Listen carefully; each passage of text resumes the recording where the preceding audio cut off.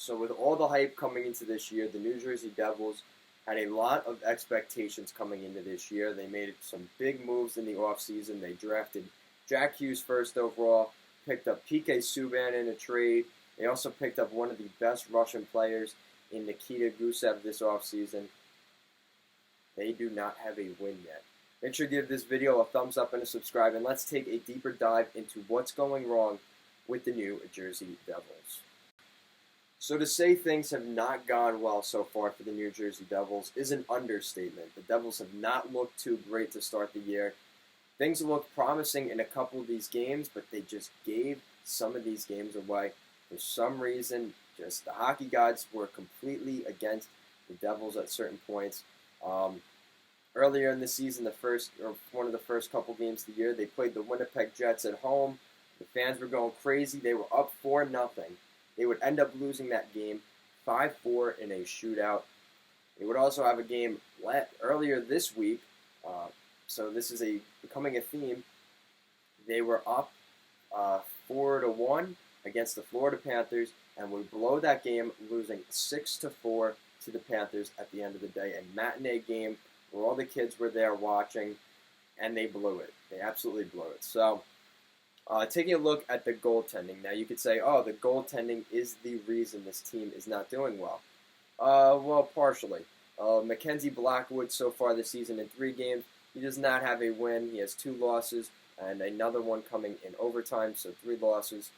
His goals against average is almost 5 goals a game, 4.9 goals against average. His save percentage is an 8-1, which I actually think is pretty high considering, but that is still some awful numbers there for Mackenzie Blackwood.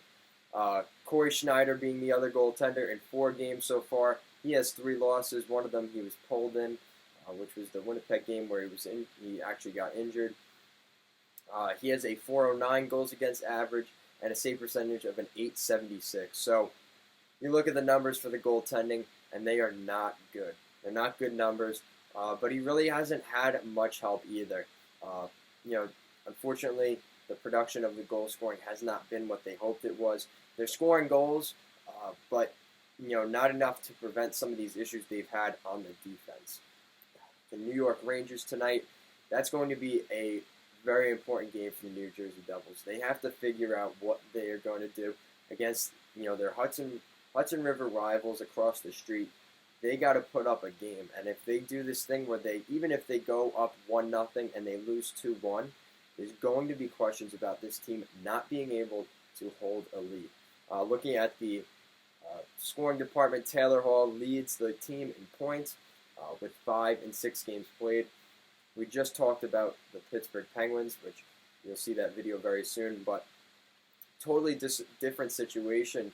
I mean, he's not, your leading goal scorer doesn't even have a point per game, and in a league where it seems like teams are scoring 5-7 goals a game, your top point producer really isn't producing all that much. Jack Hughes has not yet registered a point. The other night we saw him very frustrated, slamming his stick on the ground. He's obviously frustrated there in New Jersey to start this year, and this leads me into my next thing, is what is going on with John Hynes. So recently, Ray Shero came out and said that, the seat is not too warm yet for John Hynes. Assistant General Manager Tom Fitzgerald will join him on the bench tonight against the New York Rangers. So we'll see what happens with that. We've seen that happen before, where a general manager will come down and coach. Saw that last season with Bob Murray with the Anaheim Ducks, where he came down out of his manager spot and actually coached the Ducks for the rest of the year. So overall, the Anaheim Ducks definitely, the New Jersey Devils have issues. They're 0-4-2 to start the season. They have a couple of games that they really just completely blew the game, and they had it. I mean, you saw the dejection they had in that game at home against the Winnipeg Jets. They were just at a loss for words. And now it's gotten to the point where it's visible frustration from guys like Jack Hughes. You have so much youth on that team. And now what's going to start happening is, where is the leadership?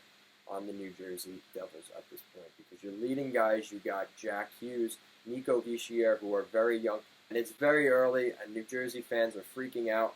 And you know what, rightfully so, because I know if I was an Islander fan and they were down 0-4-2, I don't think I'd be too happy either. I'm upset with them being 3-3, so I can only imagine 0-4-2, all the frustration that they've had to go through the past couple of years.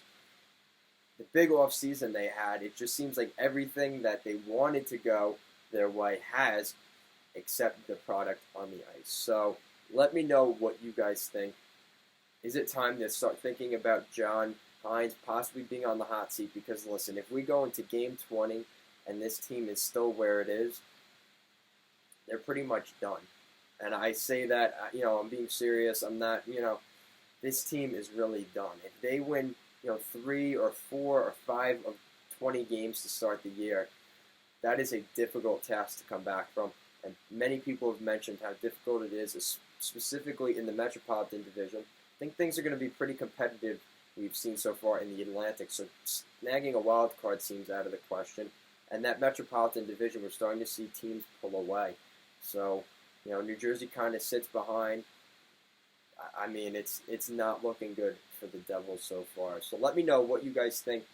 It's the time to fire John Hynes. What would you do if you were the New Jersey Devils? If you could do anything, would you, bring in the Christmas jersey and make that your home jersey for the season? I mean, you got to do something, right? You got to think of something here for the Devils that has to change because things have not started too well.